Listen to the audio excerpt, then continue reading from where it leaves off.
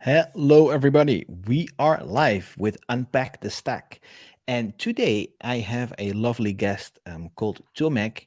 And I'm trying to think of your last name, but I will butcher it. So before we do anything, say your name the way it's supposed to be said, please.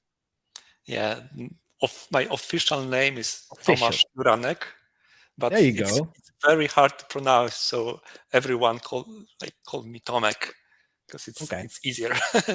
And so when you have your social media profiles, is it Tomek or Tomasz?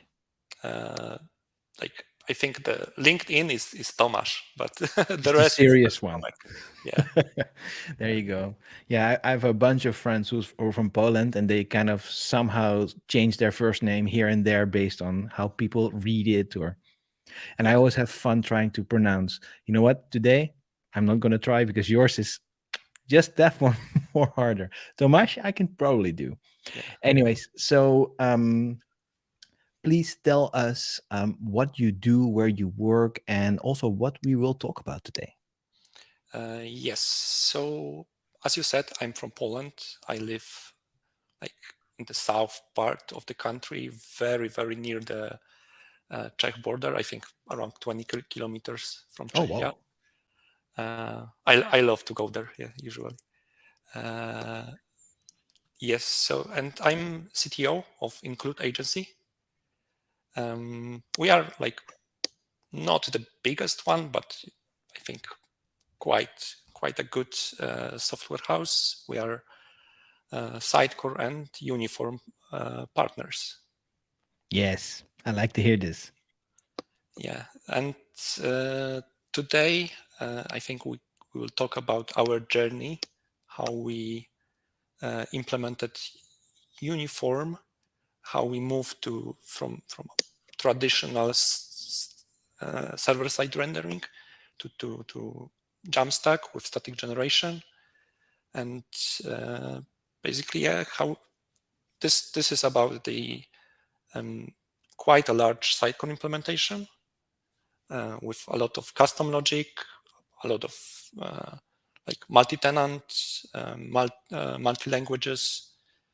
Um, so basically, a pretty challenging, but at the end, yeah, we managed to do it, yeah, and we like improved with Uniform, yeah.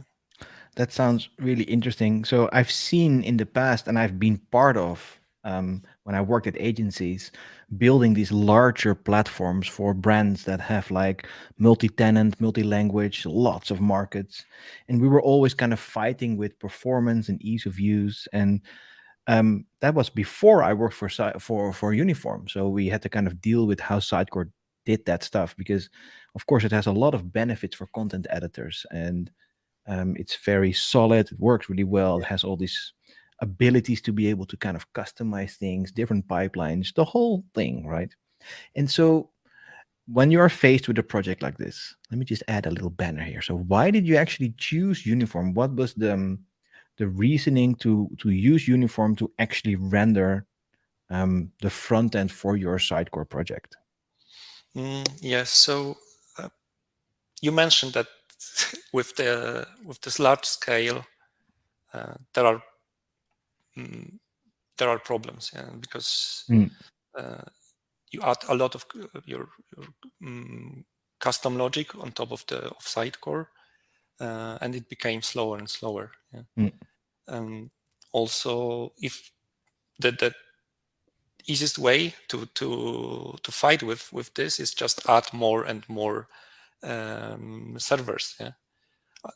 So you just increase cost of hosting and but still if something happens and you have like huge marketing campaign, your website still can go down. Yeah, it just So you're saying if you don't have, if so, it, like traditionally, Sidecore is a server-side rendered page on runtime, of course. yeah, And so you're saying if you have just too many visitors, it just takes too long to start rendering these pages. So you add more servers with a load balancer somehow to make that work. So, yeah, cheeky exactly. So question: why not just put a CDN in front of it to make it super static? Yeah, and this is like the easiest solution. Yeah, just do it. Yeah, but Yeah. also we use a lot of personalization. Yeah, we Hmm. basically had we used, I think, 90% of the rules uh, of different possible type of rules which Sidecar offers. Yeah, we render we personalize based on the current session. We personalize based on history. Yes, Ah, so yeah. So every page becomes dynamic, essentially. yeah, yes, exactly. Yeah, so with just switching on CDN to cache HTML, we would just lose all of them. Ah, yeah. And so basically, for the people who are watching who don't really know about this personalization thing, but if you want good conversion, if you want actually people to buy something, the more you personalize, I think there's like a 19% increase of conversion or something. Yeah, So exactly. if you have a So lot of websites with a lot of products, 19% is pretty good, right? yeah, so for example, yeah, you can personalize based on the location of the visitor. This is this is type of the session-based personalization, Yeah. but you can also personalize based on the history of this visitor. Like, for example, people go to your booking process, yeah, and they didn't finish this booking process. You record it, and then when they go back to the website, you just you can display different content for them, yeah. And we have we have all those scenarios, yeah. We need to support those all those scenarios.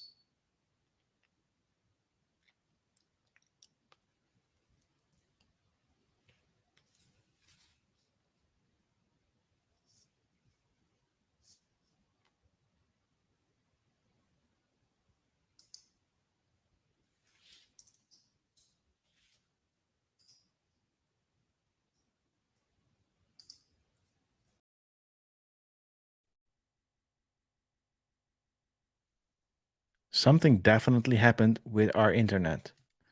Let me just ask. Tomek is back. Oh, Oh, what what happened? happened? Yeah, I Yeah, think it's on my side because I live in the countryside and it's cold, so internet is more difficult. I take okay. the blame for this one. I do apologize. We are back and we still have some watchers. So please, I don't know how far you got before we both realized we didn't have enough internet anymore. But let's just pick it up where you feel like you want to continue. Yeah, so I mentioned about the personalization, the different types. Yes, so one of them Yeah. were session based, like with based on geo, for example, like to show different content based on the visitor country. But also we had a personalization based on the history, like visitor go to the booking process. They didn't finish this booking process. We recorded it, and then after few days, when he get back to the website, we just showed them different content. Yeah? Yeah, And exactly. with just without keeping the personalization features, we would lose all of this. Exactly. And so when we're thinking about a project with this size, and also, of course, there's lots of business rules that this customer has in mind, user journeys, Mhm. things like that, but also on the tech side with scale and Sidecore and how to deal with all that. So what were the like the main challenges that you saw at this project?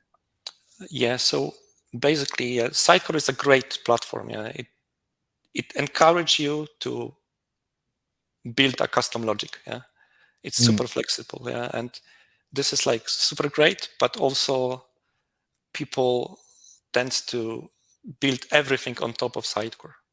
yeah, exactly. And when you like move this to the static generation, you just realize, oh, I have a lot of logic right now, and I need to do something with this logic. Yeah, because with statically generated pages, you push them to some storage, which then it's cached on CDN, and basically the only thing which you can do with this is just to get those HTML files. Yeah, you can just, Exactly. It is that's what it. it is. Yeah. And for the regular Sidecore developer is, oh no, what? It's I a had different life now because they're kind of exactly, used to. I have runtime, which yeah, means I have an application that is on, so I can do things.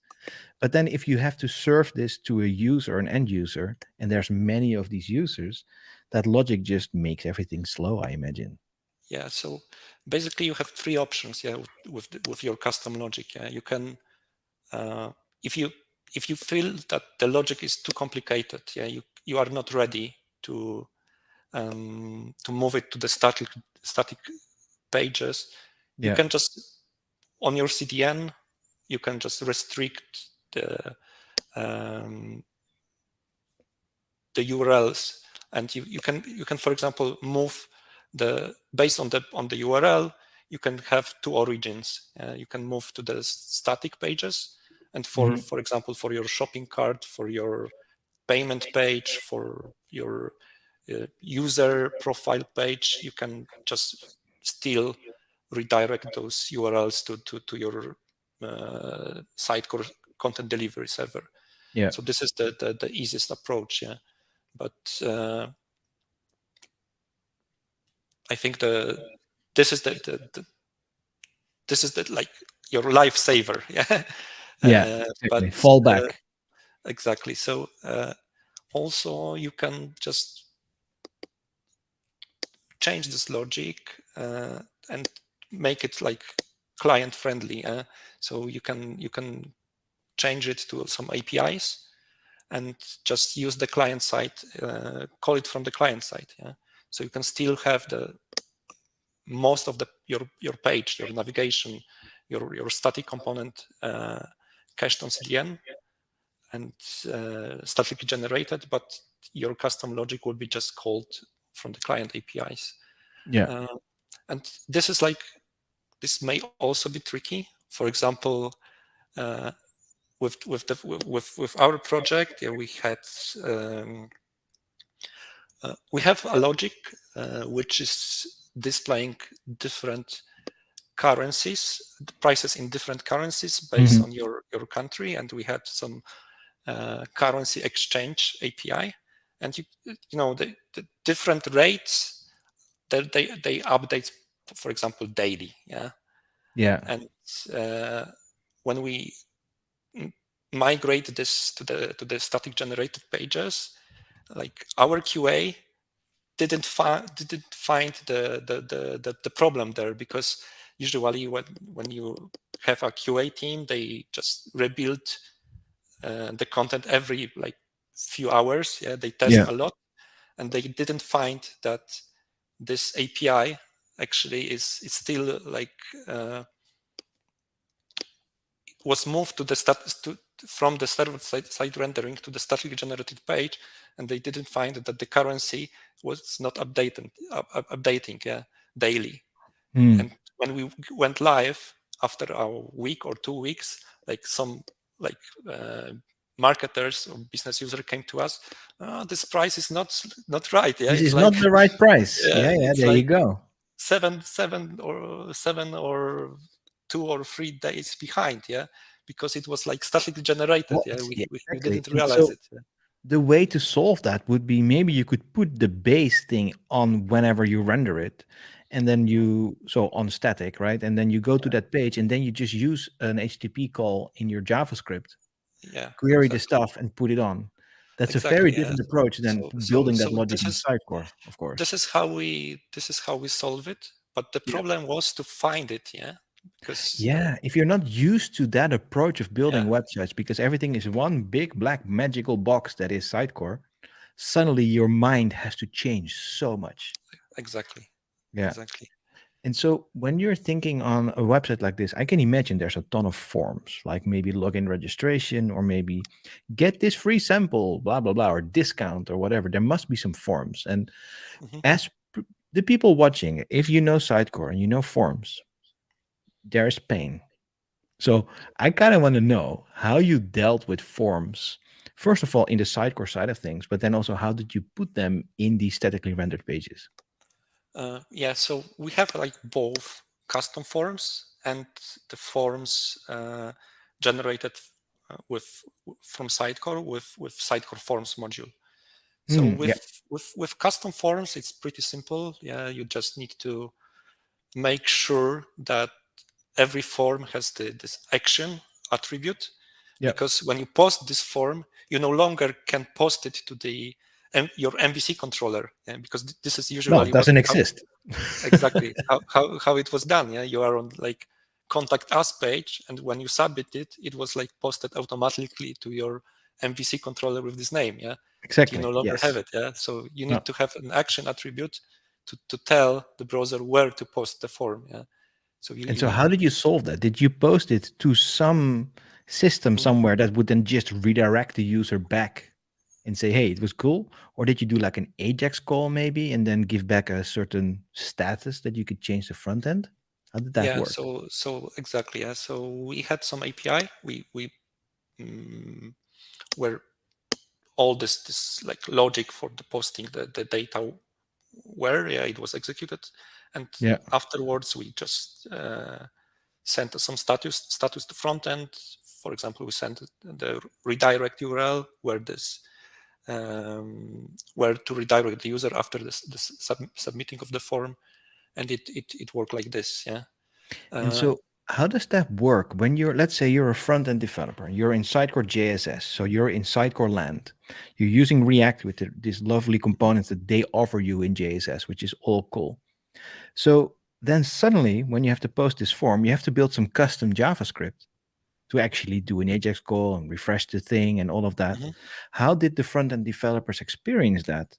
Because if you're just a Sidecore developer, or not just, if you are if you have a specialty there, you don't do it that way because you expect MVC. So was it quite strange for them to kind of step out of that, or how does that work? Yeah, so maybe a little bit context of our project. So our project, in our project, most of our front end was already built in the headless way. Yeah, so Okay, interesting. we had our in-house front end framework, which was based on React. We had from the CMS side, we had some kind of headless solution. It was before Sidecore actually built JSS. Okay, And cool. as part of our transition to static generation and to uniform, we moved this to Next.js. We moved our frontend to Next.js, and we actually moved our content delivery part to JSS, to layout service. Yeah. Basically, you just use the layout service, I imagine. Yeah, exactly. And to answer your question about our front-end guys, they were used to like use some front-end libraries, to post the data. Yeah, because I can imagine if you already have an in-house like library of components, you have built that in a way that it can be in multiple projects. So I imagine those are already solid. So the only thing you kind of had to do is map it to whatever Sidecore comes up with and say, hey, there's this component, put it in, and then you can edit it in Sidecore. So you went the other way around, where lots of people say, let's put Sidecore, then SXA, then JSS, and then you just get the component and you deal with it. That's the opposite direction, I guess. Yeah, and with Sidecore forms, we actually there is a different problem with Sidecore forms, because out of the box, when you post the data with Sidecore forms, there is this anti-forgery token validation. Yes, and so exactly. there is a token in your cookie, there is a token in your form body. It's like a hidden field or something, right? Yeah, exactly. And when you statically generate that doesn't work. Yeah, exactly, because the Oh, value wow. will always be the same. Yeah, Yeah, so it will exactly. never match the one with the cookie. Yeah. So, I found some project in the internet from the Sidecore community, which was related with client side placeholder. So basically, this is in Sidecore. There is this concept of placeholders, components. Yeah. And traditionally, you just rendered everything with server-side rendering. And when we transition to static generation, all our placeholders, all our components were just statically created during the build time. But for this special placeholder, we rendered the component which is inside there in the like old way. Yeah. So we render it client side. Yeah. So basically, with this approach and the Sidecore forms module, which was built for JSS, we managed to fix this issue with the anti-forgery token. Yeah. So we still kept the validation, but it right now works. Yeah. That's interesting to hear how much kind of, I call it jumping back through a hoop, you kind of have to do to actually squeeze the performance out of this. And so there's a bit of a cheeky question here. So did you choose Sitecore for this whole product just because your agency is amazing at it and you have all the things in place? Or did the customer maybe come with it and say, hey, we have this thing, we have Sitecore, make it happen? So what was the decision-making process there? So I think it's a different story. And this customer was traditionally on Sitecore. Yeah. So okay, so they came from that world. Yeah. So they had like Sitecore version whatever. Then they had Sitecore version 9, then upgraded to Sitecore version 10.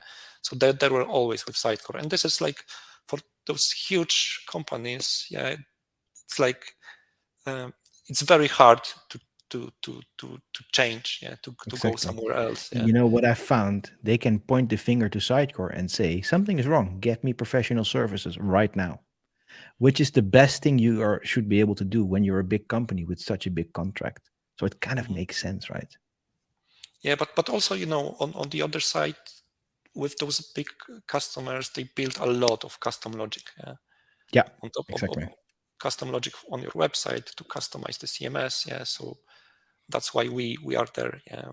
To help them with this. Yeah. And also, yeah, if we are talking about like those differences between the static generation and server-side rendering, yeah, and this is not like for Sitecore, but in general, yeah, you need to think about moving some logic to CDN level. Yeah, for example, traditionally in Sitecore, you had some module to handle the redirects. Yeah, it was like executed on somewhere. You define those redirects inside some content tree, and you just executed them using some server-side rendering. Yeah, but it no longer works. Yeah, in this world. No, you somehow now have to maybe configure it in Sitecore and then push like a redirects file to your CDN, or maybe use an API on publish. Yeah, there's lots of different things you have to think about now. Yeah, the 404 page. Yeah, it will work differently. Well, that alone, a 404 in Sitecore to me was always interesting, because what happens in my experience is you go to a page that doesn't exist. It returns you a 200 error. Then with the 302 goes to a 404 page that gives you a 404 header. Yeah. To me, I've never understood that, but I think it's .NET that does that, right?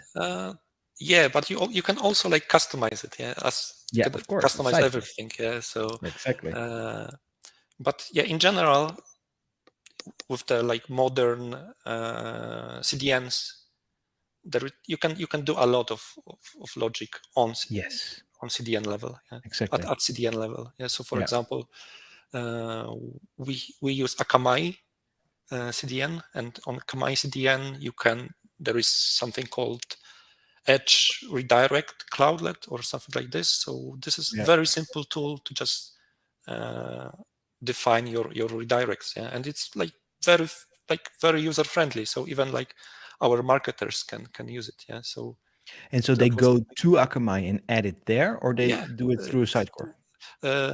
They like you can upload a file with your redirects directly to this tool, or you can just type your redirects directly there. Yeah. So they have just, of course, they just have access only to this part. We don't Exactly. want them You to change answered my next anything question. I like it. on CDN.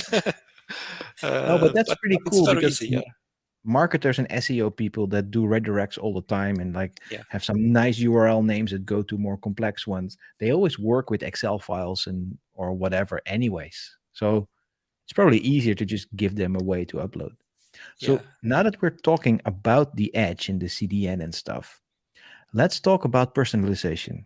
Because to actually have a static site and then add personalization, but without the CDN edge, it's rehydrating with JavaScript. So you see flickering on the screen, Yeah. which is not really something you want to be doing, right? Because it's bad for performance.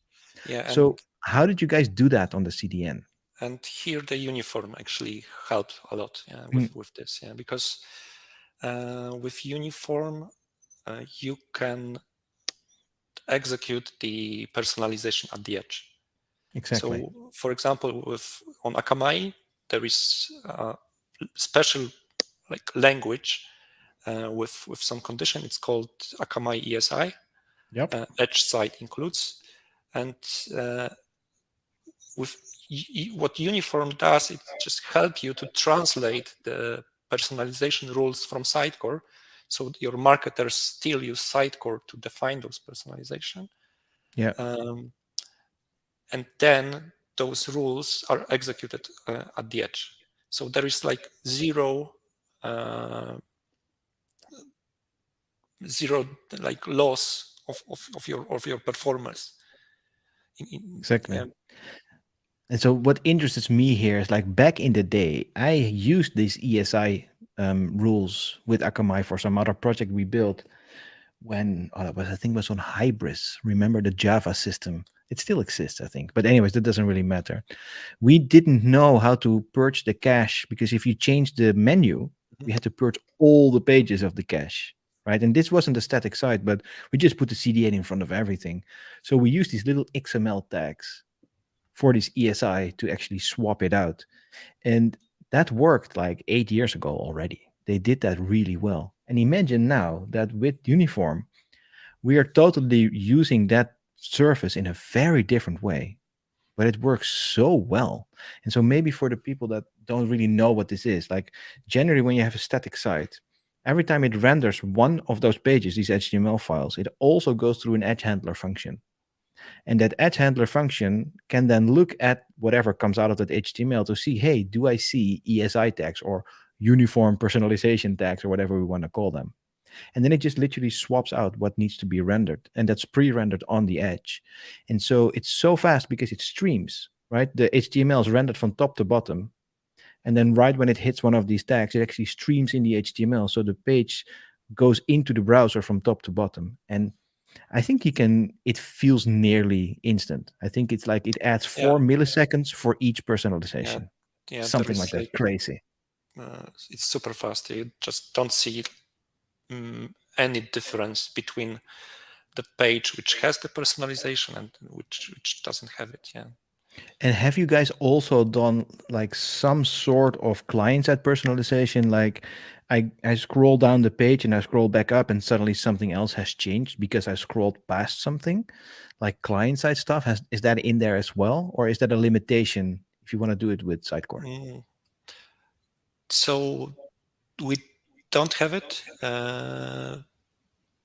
Probably it can be done like with using some APIs, going back to Sitecore. But yeah, Mhm. we didn't use such thing. Yeah. Well, I can imagine it's really hard because inside the way Sitecore personalization works is basically you apply rules to component sets. Yeah, So exactly. if you want to add another component, you have to duplicate all these rules.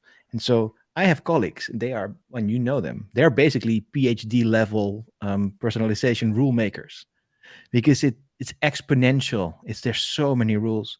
And so if you look at more modern personalization tools that Uniform also offers, it's much more organic. Like it's based on actions users take, and then it scores points against these actions, and based on the score, it changes the component, which is very different of making a ton of rules to say this is then and then else if else, all that stuff. But the thing is, if you did it that way, you weren't in Sidecore. And so you need to somehow Yeah. have these Sidecore rules if people are content editing in there. So Mm. there's always, different approaches you can take. Yeah, and on top of that, we also kept the tracking from Sidecore. Yeah, so we Yes. Okay, still tell us have more about that, because that's very interesting. the XDB. We have like Mhm. tons of visits, and basically it still work with our static generated pages. Yeah, so That's here we very interesting. just reuse the layout service. Yeah, the layout service is like usually you use it to get the content out of Sidecore, yeah, and to return the JSON with your components, with your content, Yeah. and just to have the props in your front end, yeah, to render them. But what it also does is like every call to this layout service can be tracked, yes, and it just simulates the page rendering. And what we did is like for this, we called this layout service in the background for every page visit, but Mhm. we remove this entire portion of generating of returning the components, because it's Mhm. not needed. Yeah, Well, we no, know. that's not, because you do it on the Yeah, edge, so there's no need for exactly. that. Yeah, Yeah, we already have this content. Yeah, it was exactly. static generated, so we only want the tracking. Yeah, so it works pretty well. Yeah, I think um, the request to this layout service takes maybe 200 milliseconds, maybe 400, but it Mhm. doesn't really matter because everything is like done in background. Yeah. Yeah, so you send it off and it just disappears at one point, but it doesn't change the user's Yeah. interaction. Yeah. Because this Yeah. is the one question I had for you. In the past, when we used XDB for, let's say, personalizing a hero, right?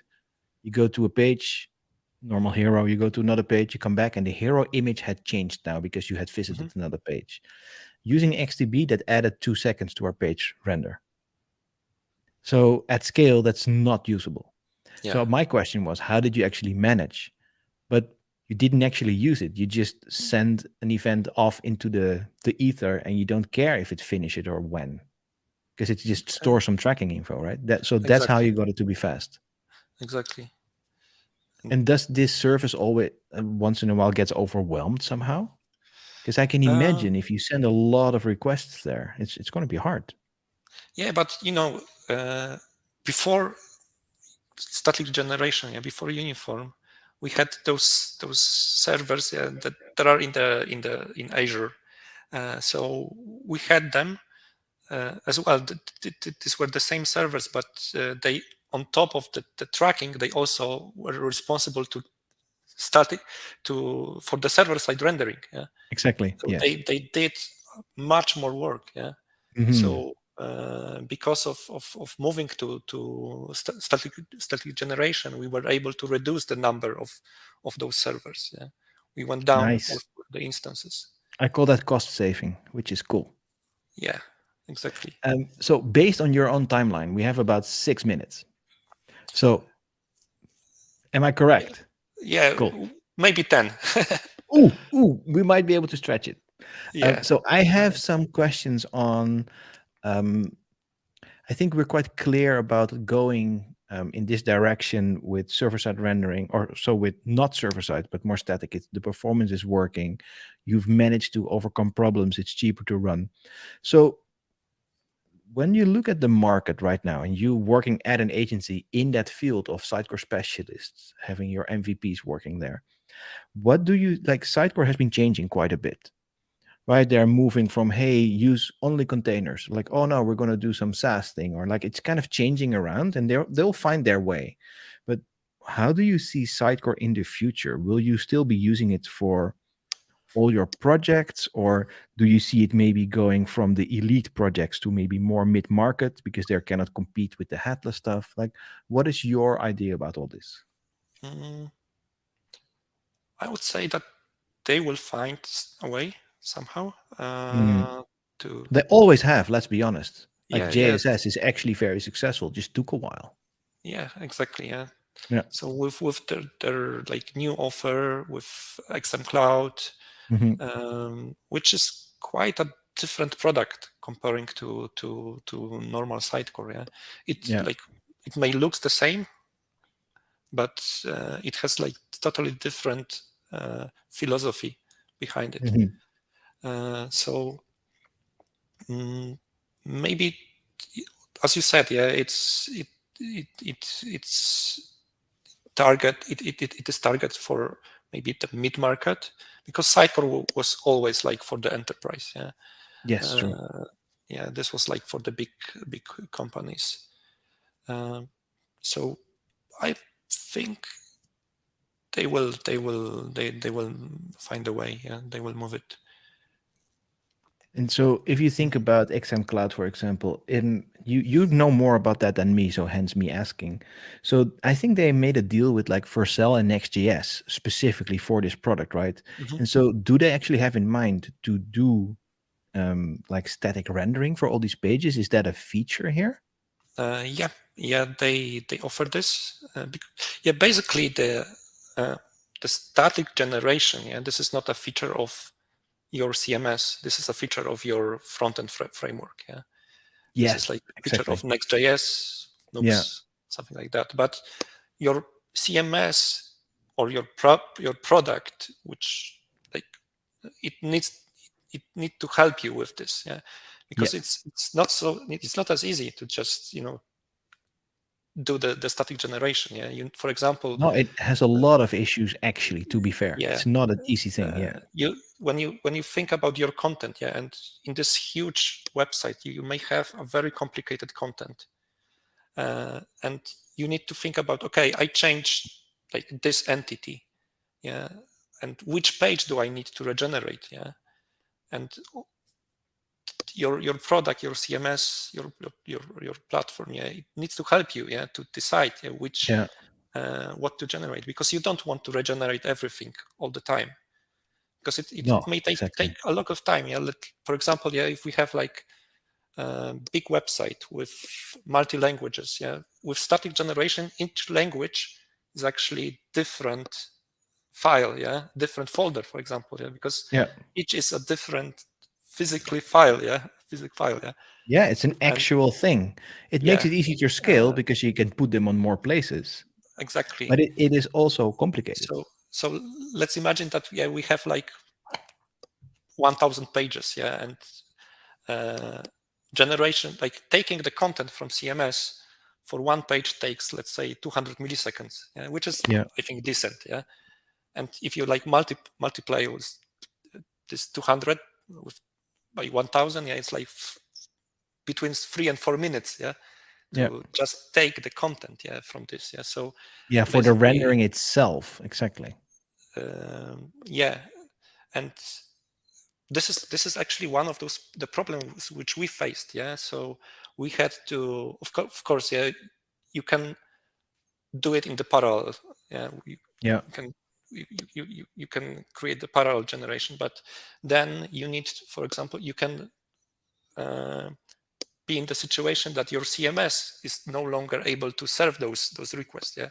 So you basically can kill your own CMS. You DDoS yourself by actually Yeah, rendering everything statically. So you have to add some yeah, timeouts and because of stuff. the regeneration, yeah. So Yeah. you need to find the bottleneck. You need to scale something, maybe. You need to do it in parallel, um, because yeah, this is the issue of the static generation, yeah, that it goes from the server side rendering, it puts everything on the build time, yeah. Yeah. So you need to be also like take care of your content authors, yeah. They need to still do their job, yeah, and they cannot wait like 15 minutes, yeah, to Yeah. see the result, yeah. So interestingly, when you actually add uniform to this mix, it gives you a freedom to choose where to render this. Because if you would go with XM Cloud, your only way is Vercel. Or not maybe really, not. I That think. might be my Yeah, interpretation.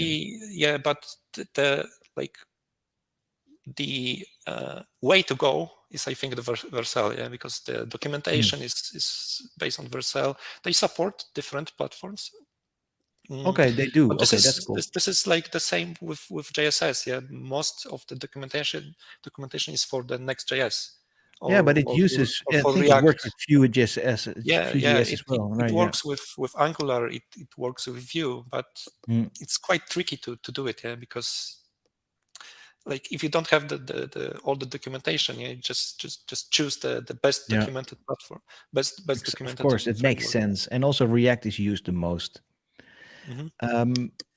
So Yeah, maybe it's we can like just talk a little bit what were the benefits. Yeah, after we actually yeah. Let's talk uh, benefits for a sec. All good. after we've finalized this project. Yeah, so Mhm. we improved the reliability a lot Oh, that's cool. Very because important. So no more outages. Not really. yeah, we had some situation where we like DDoS ourselves. Yeah, we, for example, someone from marketing bought some TikTok campaign and it just increased the traffic few times. Yeah, and Wow. what so we like on Azure we had the automatic scale up, but it scaled to the maximum limit and that's it. Yeah, the website went down. Yeah. But Wow. after and also we had quite a few attacks. Yeah, because the website is quite popular. Ah, Uh, yeah. DDoS is starting to become relatively normal, yeah, right? yeah. Yeah. So this is normal situation for us. Yeah, Yeah. but with the static generation, yeah, not a problem at all. Well, Yeah, the amount of ability to hack it is also very low because there's no logic going on. It's just static exactly, stuff, and the personalization is on the edge, which is close to the user. So you could exactly. DDoS your own little edge that's close to you, but then it's only static files, so it's almost impossible. Yeah. So we scaled down our infra. We also Do like you have so before you go on? Do you have any indication by how much you scale down this infrastructure? Do you know?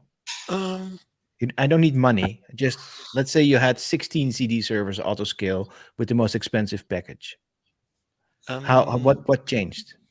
I think just for our like regular day-to-day traffic, we increase it by maybe 40%, maybe by half, because yeah, we still need to keep them because we have this our custom logic. Yeah, we have this Of tracking. course, yes, for the So checkout and things like yeah, that. Yeah, it makes yeah, sense. we still need to have them. Yeah, but we decrease a lot. But also in this situation uh, when we have those campaigns, yeah, sometimes we scaled up like to the our limit was like 20 instances. Yeah, which Wow. is like no, right now it's we'll never go back to this. I can imagine you have two instances now, right? So you can load balance a little bit to be safe.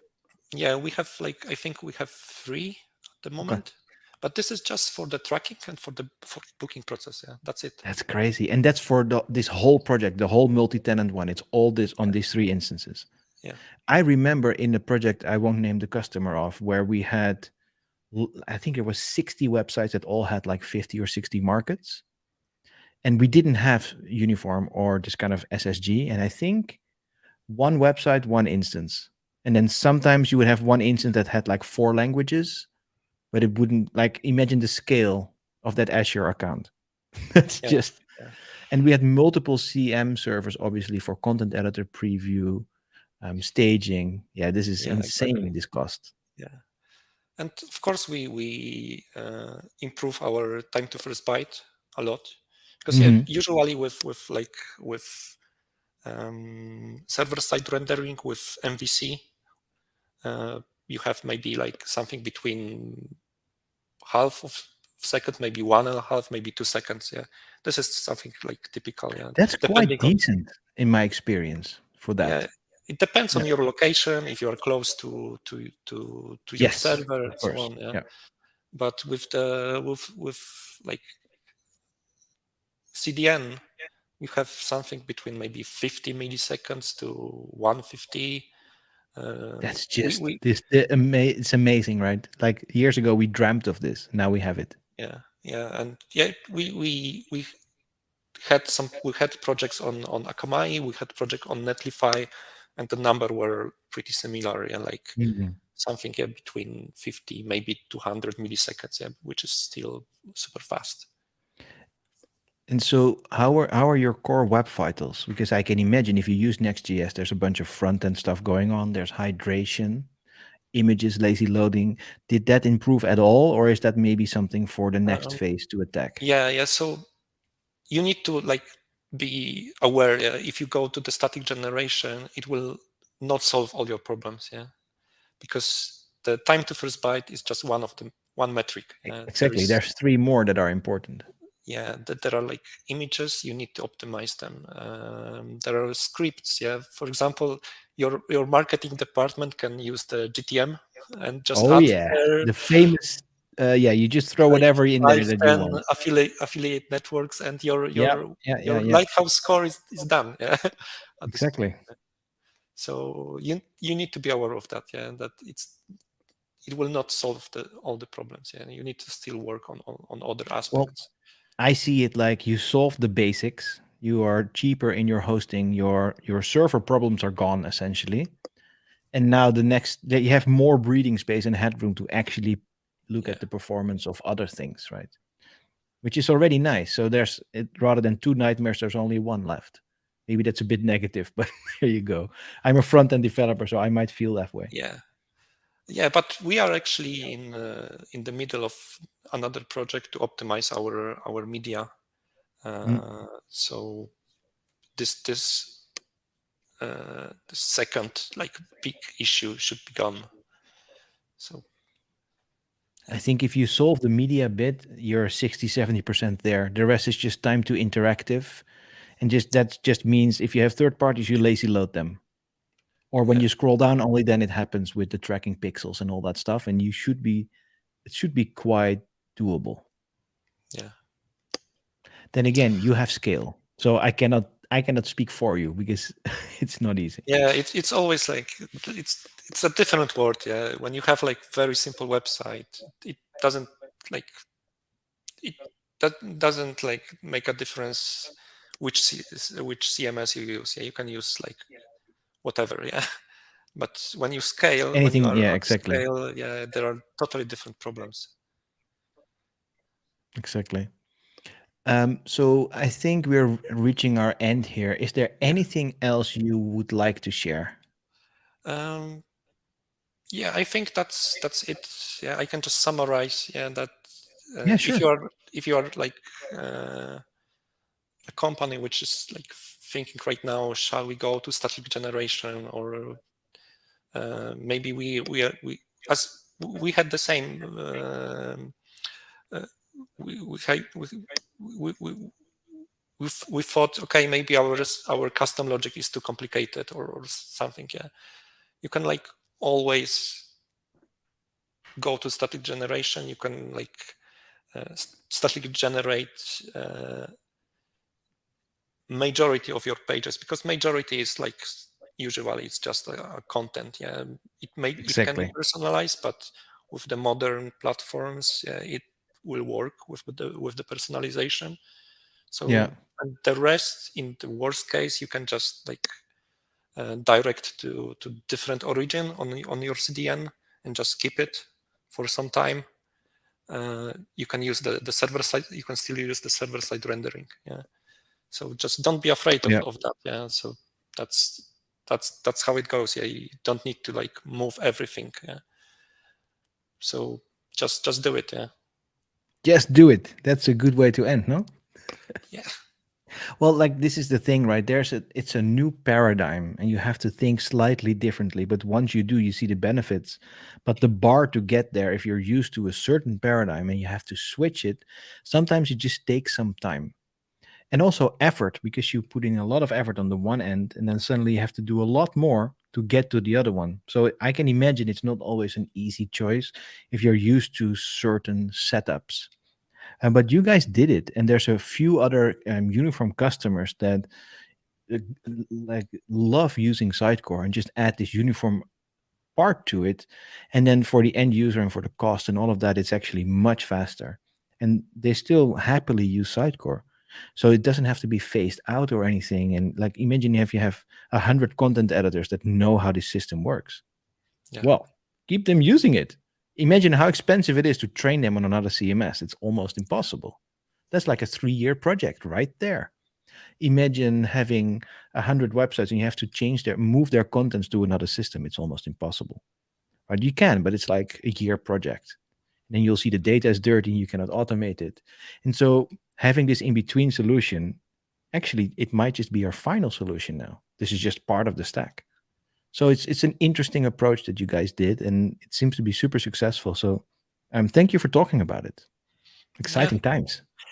Yeah, thanks for having me. Yeah, sure. We're more than happy. I think that's it for our stream. Where can people find you on social media? What is your most important one to share? I think Twitter and LinkedIn. So with LinkedIn, yeah, you need to remember about my official name, which is hard to Oh yeah, pronounce. you know what I'm gonna do?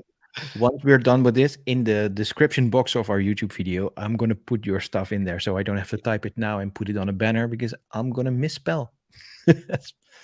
Anyways, thank you so much for your time, and I hope to see you in person one day. That would be super fun. Right? Yeah, Cheers. thank you. Yeah, Bye bye. bye.